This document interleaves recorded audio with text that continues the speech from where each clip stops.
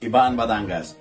Patay na ang isang lalaking obrero na matagpuang nakbalagta at tuguan sa damuhan sa Barangay Santo Niño sa bayang ito ayon sa ulat ng pulisya.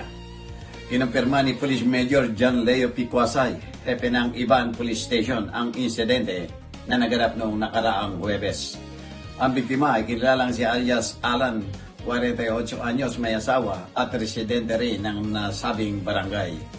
Ayon sa ulat, nakatanggap ang mga otoridad ng tawag mula kay Barangay Chairman Henry Patulot na nagpabatid na may natagpuang lalaking nakandusay sa nasabing lugar.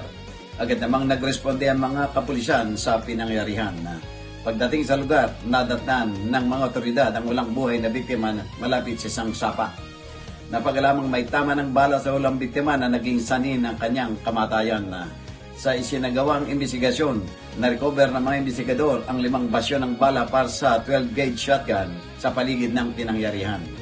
Sa kasalukuyan, humingi na ang lokal na pulisya ng tulong mula sa Scene of the Crimes Operatives o SOCO para sa mas malalim na technical na pagsusuri.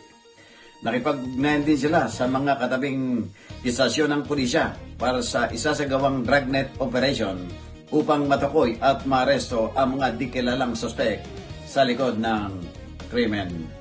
Jojo Cesar Magsumbalagulat para sa journalnews.com.ph.